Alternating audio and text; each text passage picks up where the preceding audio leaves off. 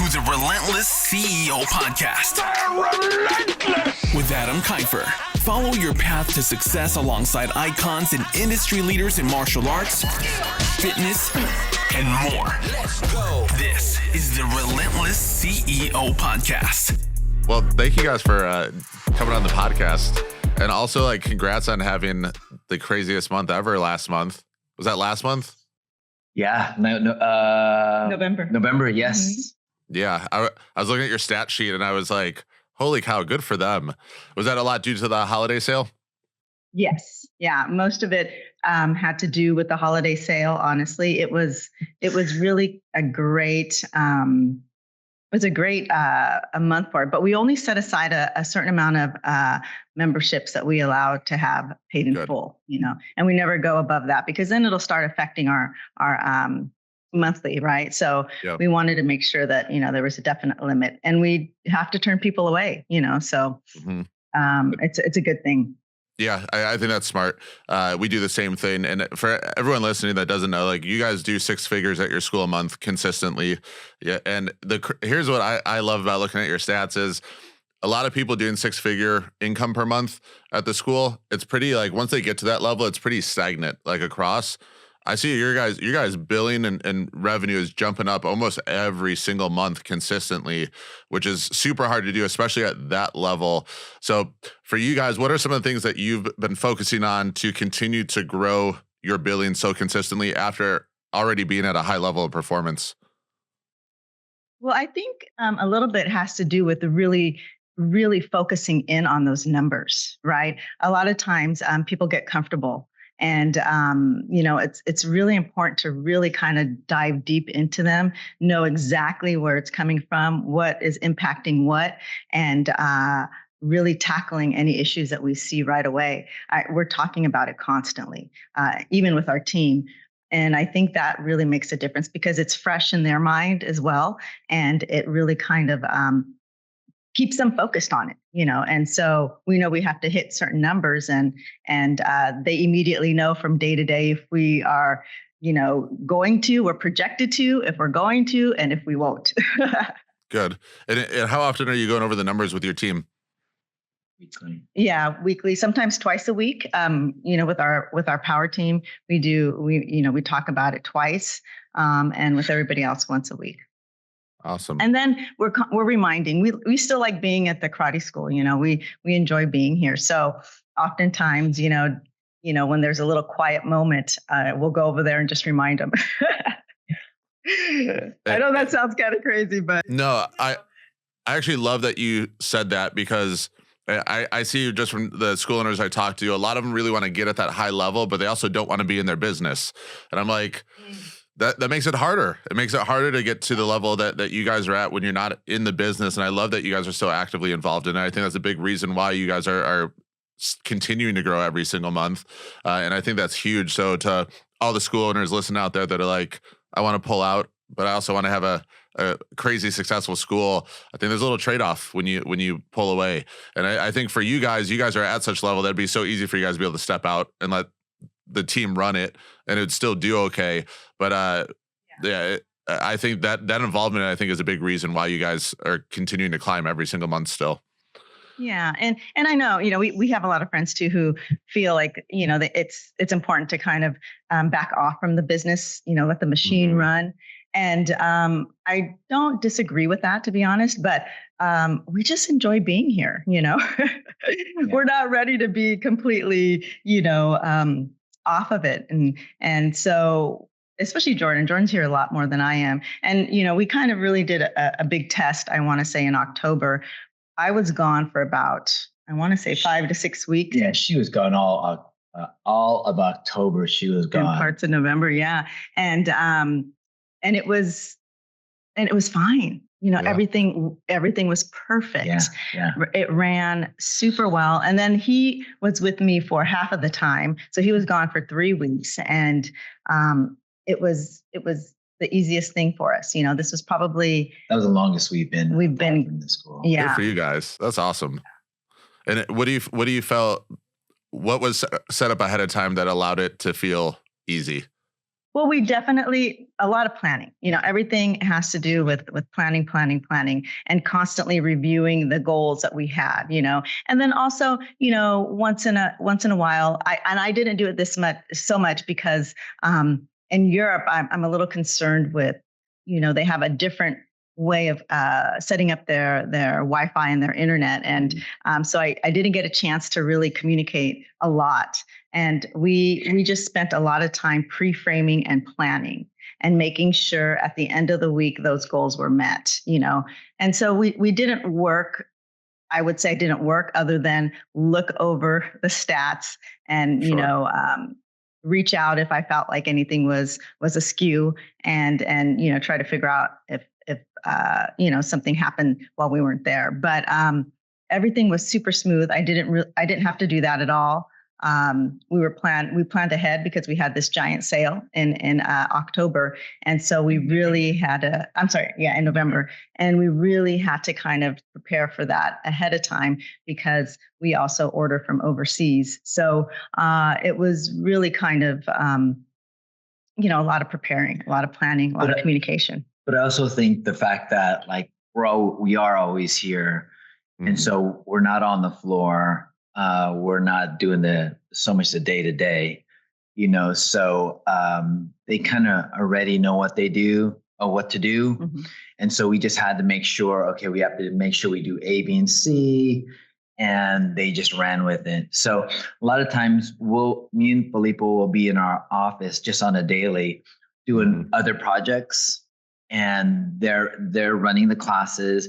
Our manager, she'll be make sure everything's going on. So they're already running it already. We're just here because, we just like to be around. Like sometimes I'll take a break and I'll just go in there and just talk to people. Hey, how you guys doing? Yeah. So I think that also plays a big role. The fact that our staff is so well versed on the daily that, it worked out. We really don't have to be. Yeah, we really don't have to be. If anything, what we've done this year is because everything's done on a daily, that everything's taken care of. I've actually did some outreach. My wife just got me to do, because it's the first time we're going back to doing going to the after school nice. Programs. So I've been doing that, and I brought one of our instructors so he could see this is how we do it, because eventually I want him to take over that, as well as doing the hospital, those self-defense courses for a big Kifer. Oh, cool. That's awesome. So she's been actually getting all this stuff for me to do. So, keeping you busy. Thought you weren't going to have anything to do.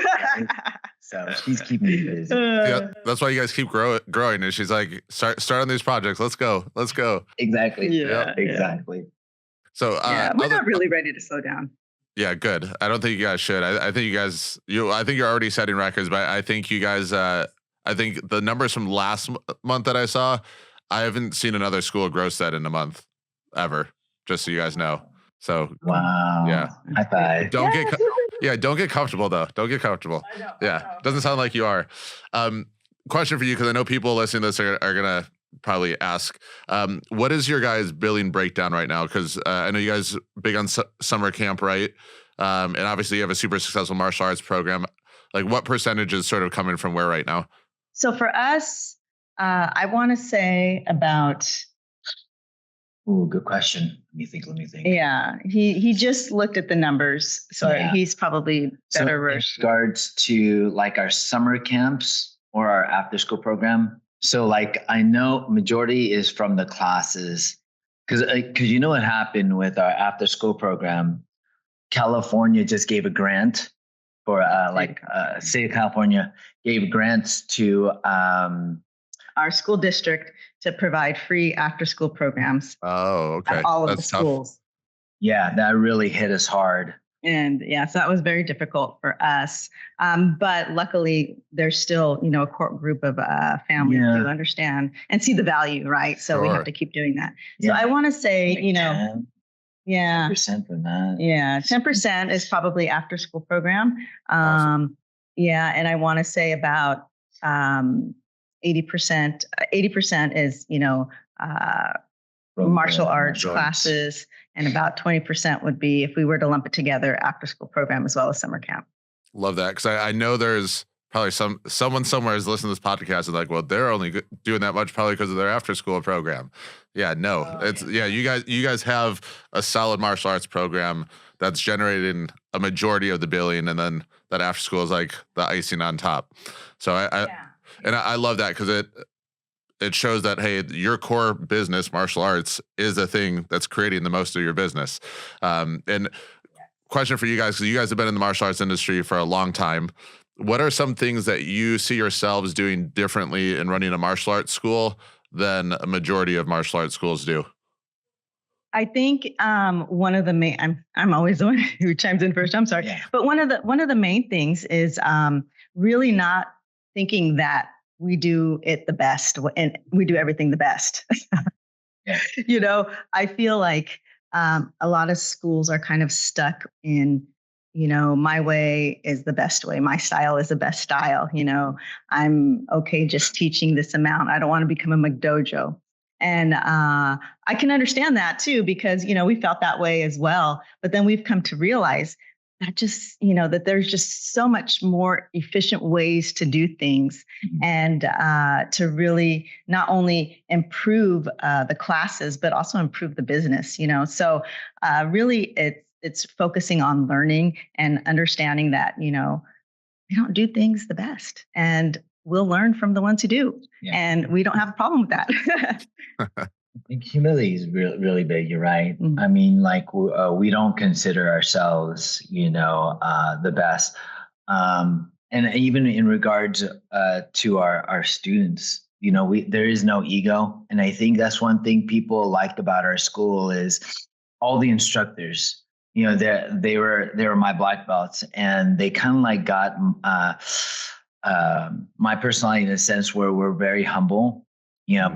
But if we need to, we could kind of like mess you up. We could teach. I was like, don't say it. Yeah, exactly. But and it's that environment. I think the difference is we see everybody. We don't see people as students. They're like family, and that was a big.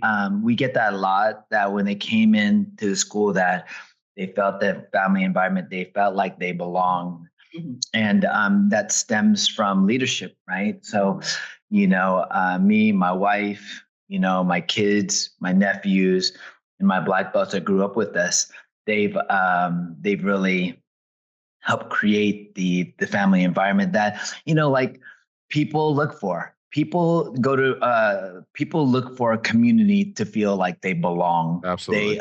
They some people, they get turned off by churches.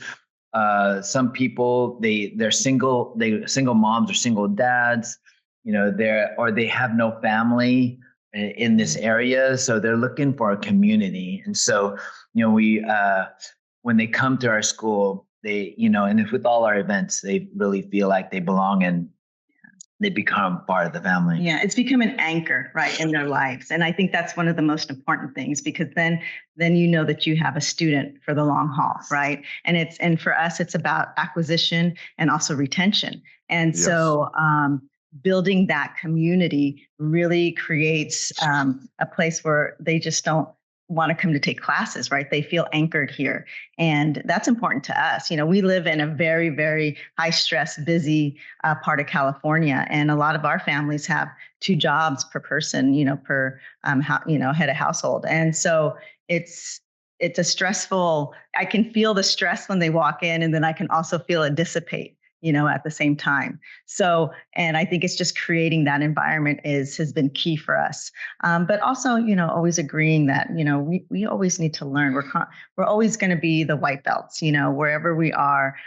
I don't feel like we can walk into a room at any given point and say, we're the experts at A, B, and C, Yeah, we do have some, good experience, and we can tell you what worked for us, but same time, we're still learning ourselves. So yeah, it's great having you guys in the mastermind, because obviously you guys bring a lot to the mastermind, but you guys also ask questions just like the rest of the group. and you might be sitting next to a school that's doing $30,000 a month, and you're still watching just intensely as they are and taking notes like they are. And I love that, because I think when you become successful, it's easy to sort of let that ego creep in and be like, well, I know the most in this room, or I'm doing the best, or whatever it is. And going back to the culture you guys are talking about, I've seen a lot of schools sort of struggle to create the family culture. And sometimes it's because they get too focused on numbers. Sometimes it's just they don't know where the line is between, like, do I high five them, do I hug them, type of thing. What are some things you guys feel like have attributed to the family culture in your school that you guys do? Well, something that's really interesting. I'm originally from Oregon, and moving to the San Francisco Bay Area was a huge culture shock because people here weren't that friendly. I hear that all the time. Yeah. They weren't that friendly. And so it's not the natural state to kind of be completely involved within a particular community other than maybe your kid's school, right? Here. And because it's so fast paced. But I think a lot of it has to do with really how we do in the sales process even is getting to know each and every member and understanding what their wants and needs are, and really focusing on creating a connection. And so that's something that we discuss constantly with our instructors, with our admin team, with everybody involved, right? Is making that connection. So everyone is tasked with learning names. Everyone is tasked with well, this is what I know about, they kind of compete, with how they know a certain parent or how well they know a certain child, and that really, really, makes people feel, like they're cared about, and it's true. We do care about them. We want to know about them. And there's a true interest in there's more so than just being a paying student, but, you're coming into this world where we anticipate you're going to be here for a long time. So we need to get to know each other well, and I want you to feel welcome. And this is our family is here. So we can't hide that, I just don't, when my kids were growing up, they weren't just in the back room doing homework, they were part of everything from the get-go. They sat, with me in the front desk. They had to act a certain way, of course. But so it was definitely a family environment that was very natural for us because it was our family. We have our nieces and nephews who work for us. We have, cousins who are constantly in and out. And so it's truly family, but we want people to feel that way as well. If they're not blood related, but they're truly a part of our extended family. I think you just be genuinely care about people and getting to know them, because that's family. Like you'll meet family, like family that you don't even know, just like you said, like getting to know them and just being very transparent and sharing, their common fears, like, or whatever the case may be,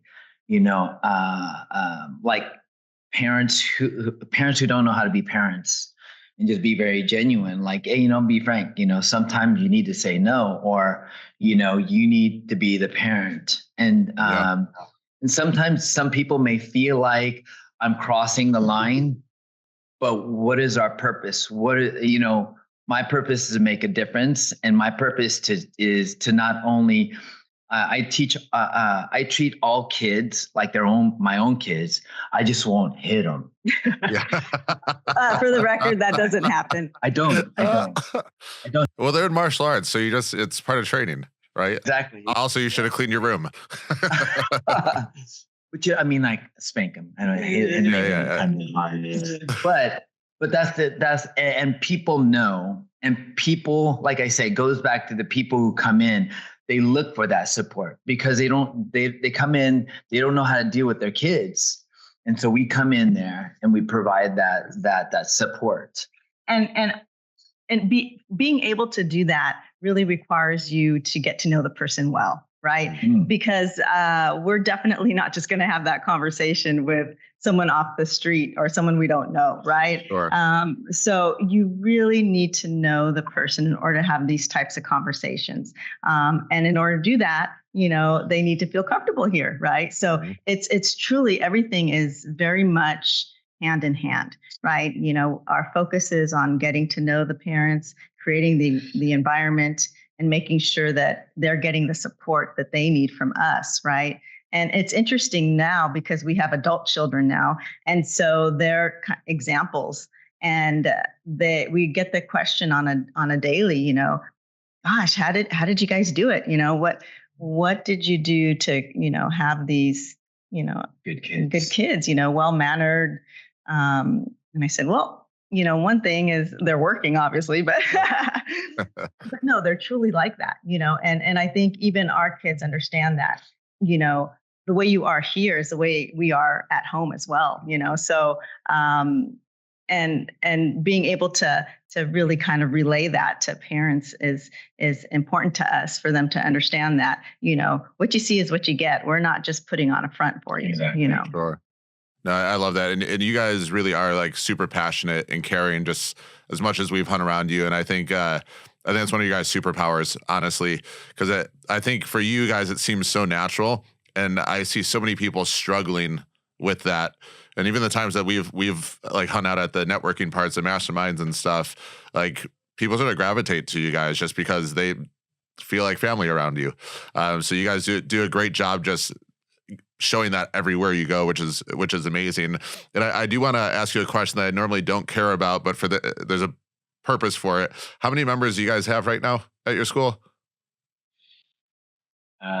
About? So we were at 700, but we because of the holiday, probably like 680. Okay, so I want to point out something to everyone listening. They are creating this culture with 680 students. And a lot of us are like struggling remembering the names of our students, and we have like 150. So don't let that be an excuse for you guys why you can't connect to your parents. And is there anything that you guys have noticed since you've scaled over the years that you had to change in order to sort of keep that culture alive? Because I know a lot of times, as it's usually like the 300 mark is when I see a lot of school owners struggle with it, where they had really good connections with people, and then all of a sudden retention starts to take a dip when they hit higher numbers of students. Any changes or adjustments you guys had to make along the way? Wow, that's a good question. I think it's just delegating, because higher numbers, me and Felipa could only connect with so many. So they take on the responsibility. Like you guys need to know. You need to engage, get to know the families, so they connect with them. And I think that was one big one, because we have like 4 instructors, right? 4 main instructors, not assistants, and they kind of help us connect with everybody. Yeah, so they have that same mentality, and we made sure during their training, during all of the meetings, is the focus is really on, okay, tell me how your class is, tell me how you're connecting. Is it what about this student? It seems like their attendance is a little bit erratic, or they're becoming maybe B, almost C students. What have you done to make sure that you're getting to know this family? Because once they feel like they're a part of the community, they stay much longer, right? Sure. And so for us, it was imperative that our instructors have that same mentality, right? So when you walk in, it's just not us, welcoming you. We have, 2 amazing receptionists who are just like, hey, how are you doing? And immediately engaging. Even our junior instructors, they're engaging, and even it's hard, because a lot of them are high schoolers, right? Yep. And they're like, how do I connect with a parent? How do I tell a parent what they should be doing, right? And in all reality, it's a matter of getting to know someone and feeling comfortable, right? Yeah. And it's quite a challenge too, because we have so many different personalities that walk through that door, right? And so for us, it's just a moment of growth and learning, right? How do you deal with this parent who's kind of off-putting and not wanting to talk, right? And so really, it's a life lesson at the same time. It's a work lesson, life lesson, but also a way to understand the people that you're surrounding yourself with, because they're such a big part of who you are, right? At this time. So, and we remind them too, is like, don't always say hi or talk to the same person. People you don't talk to, those are the ones you want to connect. Need to talk to. Yeah, that's very important. Yeah. Actually, and I think instructors and any people in general, right, get comfortable just speaking to the people that they know. And because we have such high volume of people, coming into the school, sometimes I come in, I think around 5:30. Sometimes. Yeah, 5:30 to 6:15, and I feel like I'm the traffic monitor, because there's just so many bodies coming in. Yeah. And, but, I'm always keeping my eyes open, because during those bigger classes are when our instructors have to be making the most effort 100%. to get to know people, and so that's what I'm looking for, really, I noticed that, you just kind of were talking to, and of course, like any school, we have our core parents, right? Yeah. Who are here and constantly and are doing everything and are our biggest advocates but it's so important to reach out to everyone else. So that is what we have the instructors focus on.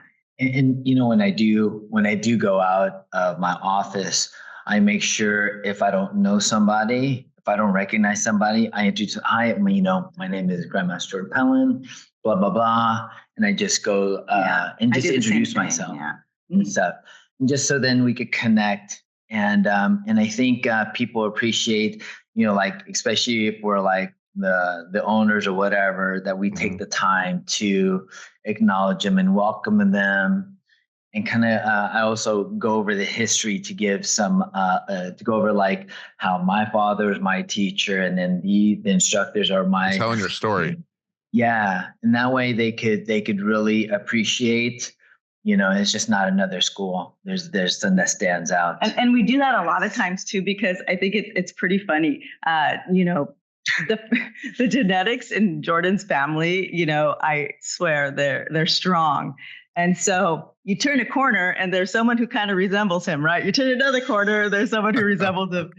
And 9 times out of 10, they're related, right? So it's just kind of a fun story to tell and to share, and sometimes the instructors, our children are instructors, or our adult children are instructors, right? And so the kids get a kick out of hearing that, I'm the mom, or that, he's the dad. And so they use themselves as examples too, right? So a lot of times, when I was your age, my mom, Mrs. Pallen, used to tell me to do X, Y, Z, and so we're here, and we're here kind of to back that up. And a lot of it has to do with us enjoying being here, and I think a big part of it too is, our families here, Yeah.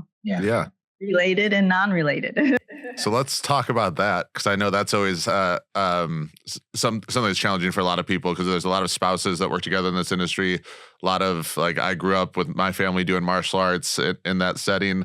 So how do you guys find the best way to manage the family and work dynamic? Because I know in certain instances, I don't know if you guys experience it, it can get heated sometimes. So how do you guys manage that? I think Jordan and I are both have pretty strong personalities. So I think from the get-go, we knew that we each had our own lane and that we needed to stay in our lane, And so there's not so much crisscrossing unless it is asked for. Yes. And if I know there's an opening there for me to come into, right? So I trust him fully with it, and so pretty much the mat, and she's off the mat. That's pretty general. But then there is that crossover where we like Felipa will come. Well, actually, when we were younger, she would give her opinion, and that ego side of me, is this way. And then when I actually started kind of realizing or realizing that, dude, we're on the same team. Mhm. Get off my high horse. Let me listen, because she's coming from what do you call it? Out of the, from a different perspective. Yeah. And when I started listening, instead of me kind of like getting my guards up, I had to just, okay, let me hear it. Yep. That happened pretty quickly. That happened pretty quickly.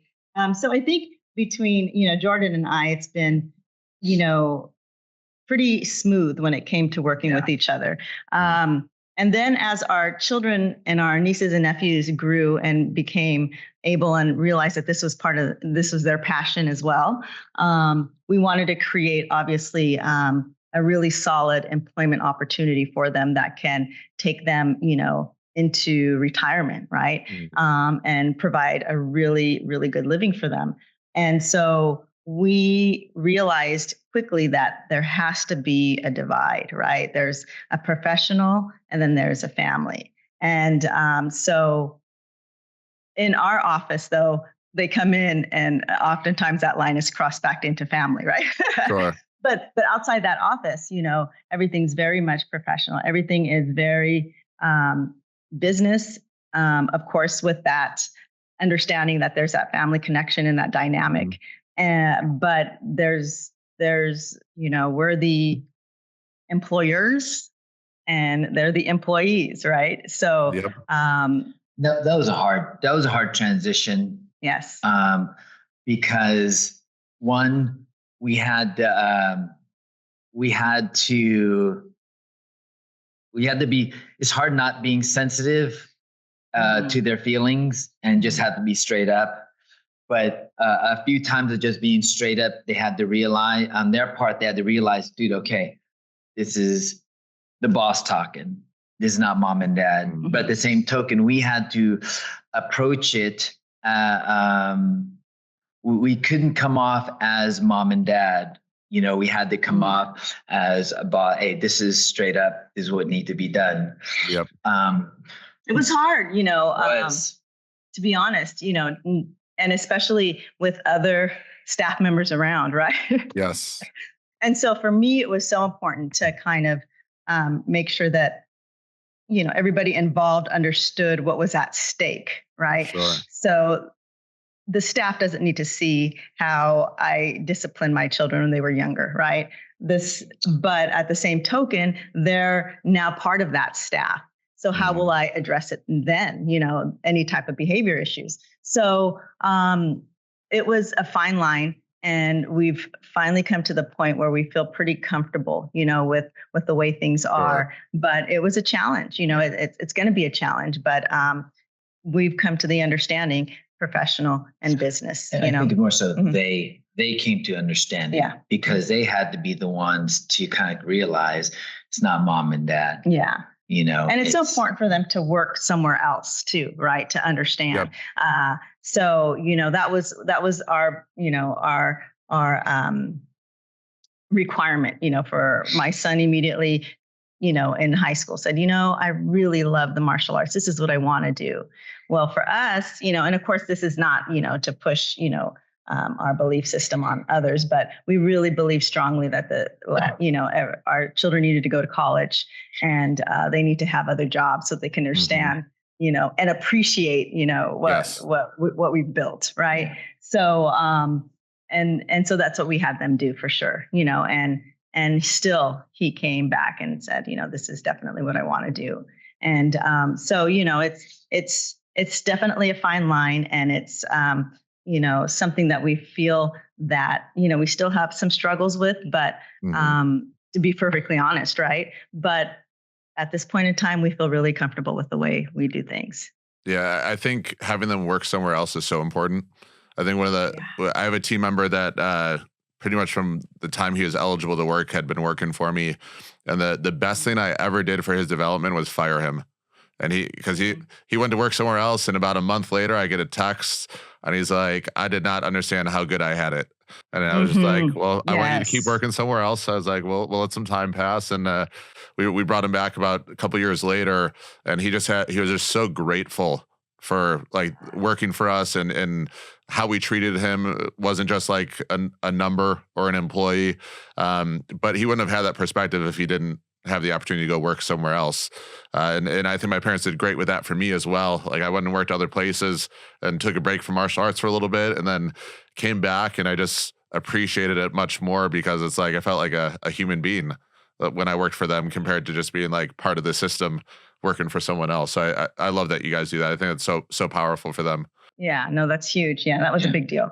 But and now, but that really kind of creates an extra level of joy for us now coming into work, right? Because we get to see them and on a daily basis, and so it's nice, one way or another, and we're comfortable, everybody's kind of, the people who are related to us, understand, the different lines and the different roles that we play, right? And so, maybe 10 years ago, it would have been a different, conversation. Sure. But we've learned, and, the key is to always being open and learning and growing and understanding. And then, leaning on each other for that. Right. I know that, at times I can get, I'm I was a disciplinarian at home, and so, I was used to being that here too. So, that was the challenge that I had. And so then, I had to kind of, lean on Jordan, be open to it. And I was in her ear saying, honey, just calm down, let it go. So I think that's it wasn't easy. You guys balance each other out though. You need that. Yeah, exactly. I think that's true because sometimes I may be too easygoing. And, she kind of like, hey, no. So then I have to, hey, dude, do you need to do this? Yeah. And sometimes I had to just kind of reel her back in. It's okay. Learning process. You'll learn from it. Yeah.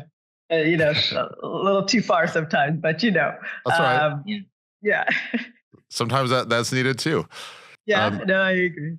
Curious, what do you guys feel like this year, since we're getting to the end of the year, what has been like the best thing you guys have done for your business this year?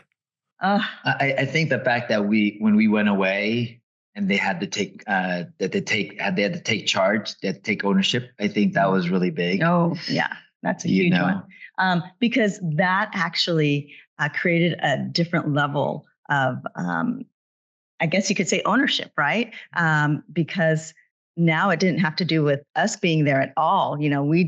Our influence wasn't there physically, right? So they had to rely on themselves and really make sure that those numbers were kept up and everything, and be completely 100% accountable, right? So not that they aren't, but at the same token, feeling fully responsible for the entire thing, right? And so it was really a moment of growth, I think, for them, and understanding and realizing, wow, you know what? I can do this, for a long period of time. And we've been gone for a week here, a week there, a couple of weeks here, but never for this extended amount of time. And so it was really beautiful to see them, take that type of ownership and just run with it and not even reach out to us, So it was like, they don't need us. That's awesome though. Yeah. It's a good feeling too. It's a really good feeling. But I think also a big one was just for me having my personal growth. I think when I competed at the World Championship, it gave, I think that was big because it gave a different pride, an added pride to the school, and even set a good example for mostly for me. My intention was to do that to set an example for my instructors, having a purpose, training, and having a goal. And because, sometimes instructors, they get caught up in just focusing on teaching. And so, I wanted more for them because, again, they're teaching the next generation after that. So I need to I want to set that example for them so they could start earlier and be a little bit more intentional as we move forward. Because, what is it? We're going to retire pretty soon. So I want them to set that culture for the next generation set. No, I think that was one of the best things that happened, honestly, because, seeing Jordan kind of get back into the whole physicality of intense training, right? And I know, Adam, you can relate to this, right? It was intense, and he worked hard, and everyone saw him go through that process, and everyone was cheering him on. And when he went to the World Championships, we were keeping in contact, and as soon as results were coming up, and we talked about it, win or lose, it's important that you own up to it all, right? And so yes. It was important for us to let everyone know, if you don't win, it's okay. It's a learning process. Nothing easy,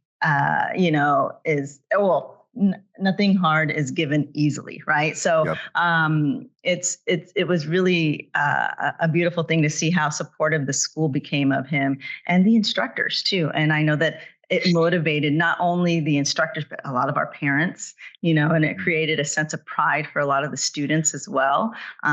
He got interviewed by the newspaper, and there's a huge spread on him. And so that was, another level of pride, right? So, and we didn't really anticipate that, right? Yeah. We weren't thinking about that, to be honest, but it was really more so just for him to get back into it. After you get into you hit 50, you start rethinking things, Sure. And I'm not going to be jumping into the competitive world, but I'm really, focused on health and still doing what I do. So it's important to kind of let everyone see that as well, and if you have to be able to walk the walk, right? So,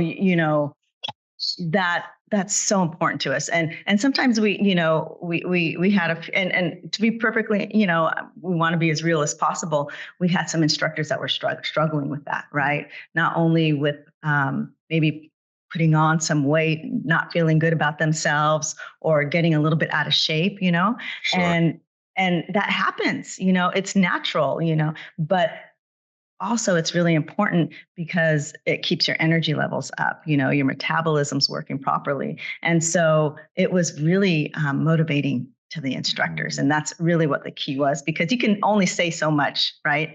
Sure. Until they start seeing someone actually doing it and seeing results, then they realize, okay, he can do it, and he's way older than us. How's that feel to be way older? No, I'm joking. One thing I always tell those guys, live the life you preach. Mm-hmm. What if you're going to live? If you're going to preach to the kids about being healthy, and just having good character, are you living that?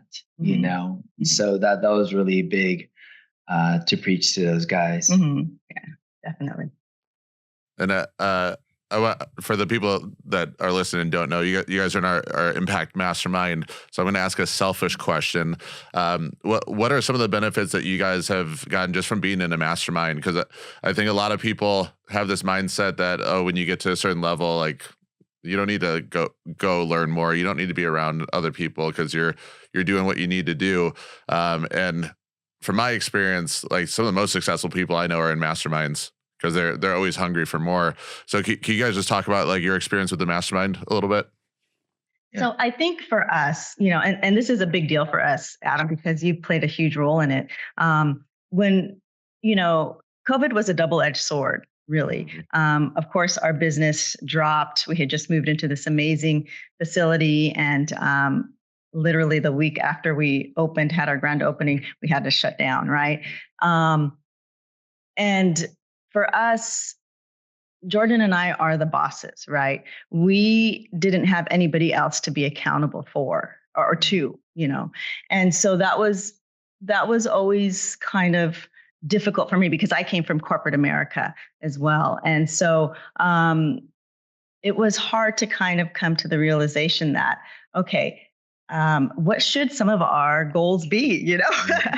What, not even having a clear understanding of that, knowing, our numbers, but not understanding or realizing the potential that we have or had, and at the time. And for me, I knew early on that we needed to seek a group, a community where we felt that, people were being honest and were open and were really about giving, right?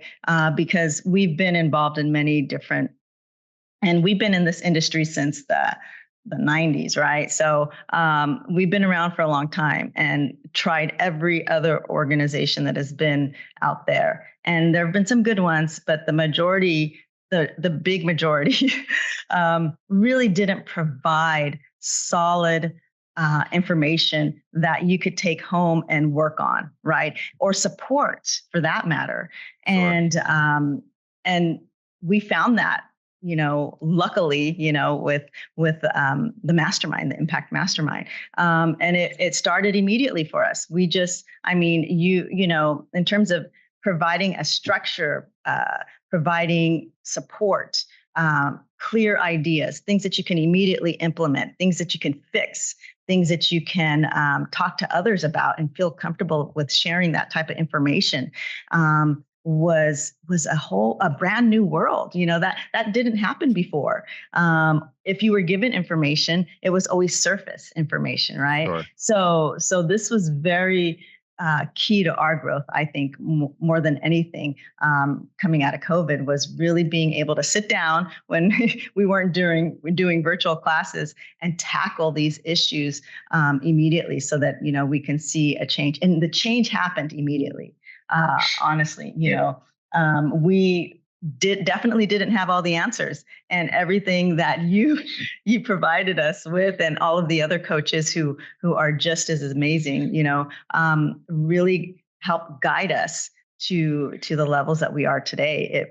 It really happened because of the mastermind, and I don't say that, because I'm talking to you. I'll say it happened because of you guys, and we were just there to cheer you on. But no, I appreciate those kind words, and you guys. I'm honored that you guys are in the mastermind, because I think you guys add so much value to the room. And I also think people see what you're doing and it inspires them. Because I think a lot of people walk in the room and they're like, I just want to get to 40,000, or I want to get to 50,000. And then they see what you guys are doing and they're like, I didn't even think that was a possibility to be at that level. So I think it's so powerful that you guys are part of the group, and then also just the bonding that comes with it. Because we have very much, I feel like, a family sort of feeling in the group. And when I talk to Karen, and when I talk to other people in the group, they're just like, one of my favorite things about coming to the mastermind is hanging out with the Pallens and just getting to network and go explore the town and all that stuff. So you guys add a ton to the group, and I'm so appreciative to have you guys in it. I just quick comment, just coming from when we started with you to now, we've tripled our annual gross revenue. Wow. Mm-hmm. Wow. So that's a lot of through your mastermind. Yeah. And understanding, right? Providing a clear understanding. I felt like I went to school again. and in the best way, though, because you need to know these things, to make your business efficient so that it can run properly. Mm-hmm. And we knew kind of, I came from an entirely different world. And so business was not a focus. And so not understanding some of these key components and concepts, and for you guys to so graciously and explain everything to us as if we were in elementary school was awesome. and a lot of times people need that, and absolutely. Even like now, we're at a lot of the stuff that you share with us. It's we may have done it, but it's great reminders. Oh my goodness, and that's why we're still in it.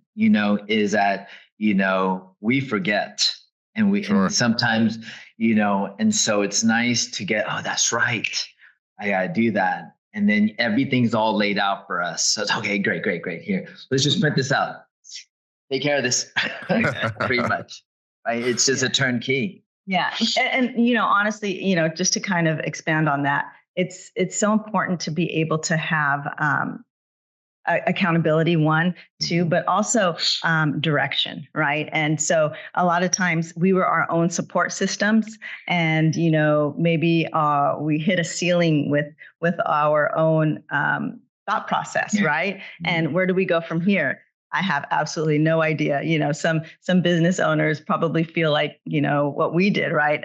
Where do we go? How do we do this? What's the next step? How can things grow? And not understanding and having the capacity to kind of find that, just on our own. And kudos to the people who can, right? But honestly, we needed that support. And we will always, need support, right? So we know that as individuals. So being supported by a group who's doing kind of the same thing that we're doing is beautiful. It's truly an environment where we can honestly feel like there's a path for us, right? Sure. And also like the people that you sharing your network of people. Oh yeah. And I mean, that's big. That's outside of the martial arts. It gives us a perspective of being really, we're just not a martial arts school. We are a corporation, or, we have that kind of mindset. We're in this business mindset. We're also in the fitness industry, something that, just things that we really didn't see ourselves as, right? So at the get-go. And so you really opened our eyes to things like that, right? Yeah. And the cool thing about it is I always saw myself as a martial artist, but when I started seeing myself as a businessman, as you helped us with, I'm more comfortable going to the Chamber of Commerce or to the local, community, and we rub shoulders with like the mayor and the city council people now, because we see value. We see value in ourselves to the community, not just martial art. Yeah, that's absolutely huge. Love that. Yeah. Thank you for sharing all that. First of all, that was awesome. And it's been cool just to see, like, just looking at your guys' stats sheets over the years, just like the constant climb that you guys are doing. And I love that you guys aren't just okay with where you are. You're always striving for the next thing. What are some goals you guys have for next year that you've set for yourselves, or that you started to talk to your team about? So, we're kind of at this, this level where, we wanted to shoot for this huge number, like 50% growth, and we understand that it's, so we were really pushing that, to be honest, right? We were really pushing that on our staff. I was doing like monthly, increase our monthly revenue from last year, like 20%. Yeah. And finding out that, 10 is kind of like max or whatever. Yeah. Sure. But we were trying for that 20. Yeah, but I think, in this upcoming year, we're still going to come at it with that huge growth mindset. You know what I mean? The huge growth mindset. We're going to make sure that, everybody understands and still gets that same vision, right, of growth. And then come at it with, okay, because we had to have a conversation with, I think, Kelly told us, a while ago that, because at your level, you should expect maybe, shoot for 5-10% growth, just because the numbers are a little bit different. Right. And so realistically, we understand that that's, okay, but we're still going to shoot for the stars. No, I love that. And yeah. So that's kind of like the mentality going into the new year, never getting comfortable and shooting for the stars always. And then really kind of directing our team that way. I also think when you set those high goals, it sort of unites the team to push harder in that direction.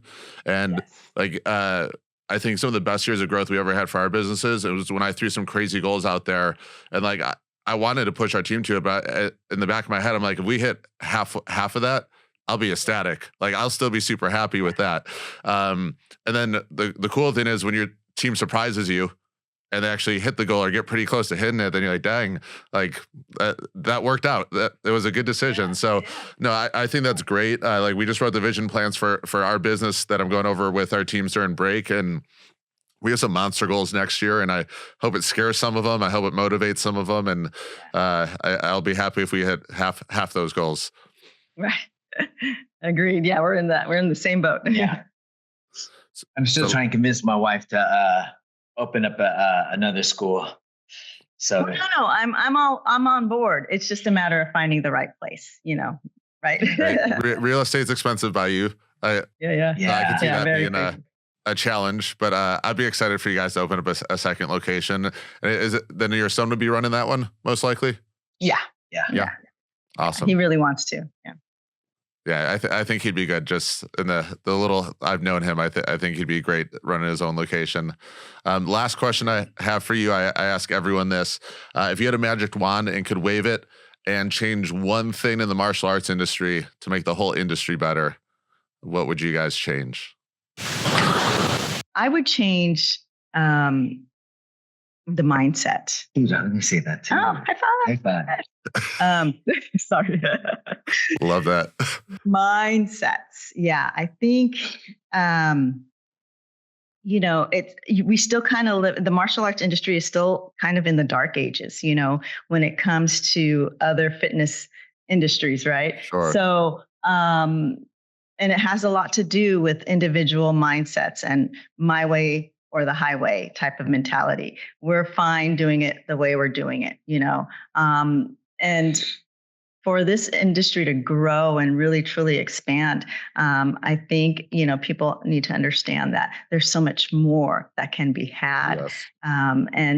And you don't have to compromise anything, so it's so important to kind of, to be able to open the mind and be willing to see the opinion of others, whether it's agreeable to you or not, and to take it in and to grow. And so I think a lot of that has to do with mindset, right? Mindset of growth, but also of truly who you are personally, but who you are at your business too, right? So that's kind of what I would think. Yeah. I know. And we talk about that a little bit too, because, our system isn't something that's super popular within the United States. So we kind of have connections within our different organizations and, just kind of bringing that word out to them and having them understand that there's so much more that you can be doing, and still that mentality of, okay, well, this is what I was taught, so this is what I'm going to do, Yep. and it's really limiting, right?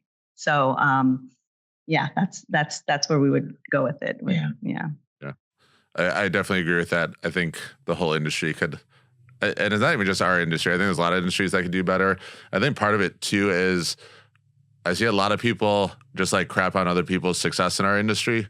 And I think when you do that, it immediately closes your mind to learning anything from the people that are doing better than you. Absolutely. And I think that's a big limitation. But I'm in complete agreement with you guys. Guys, first of all, thank you so much for taking the time to jump on the podcast and share with the industry what you guys are doing and what's working. I want to say, first of all, I'm so happy for your guys' success because I don't think it could happen to better people and better human beings. So I love that you guys are continuing to kick ass and setting big goals and achieving them. But thank you guys for taking the time and just sharing and being transparent about what you guys are doing. Thank you for having us, Adam. Thanks for everything you've done for us too. Yes, definitely. Thank you. You're a huge part of this growth. So. Well, I'm glad to be a part of it. I'm honored. Appreciate you guys. We're unstoppable. To the top, we about to go. That CEO, I need to know the impact we about to grow. Competition comical. Straight A1, we on the road. Money focus for the goal. Tell them what they need to know. We unstoppable.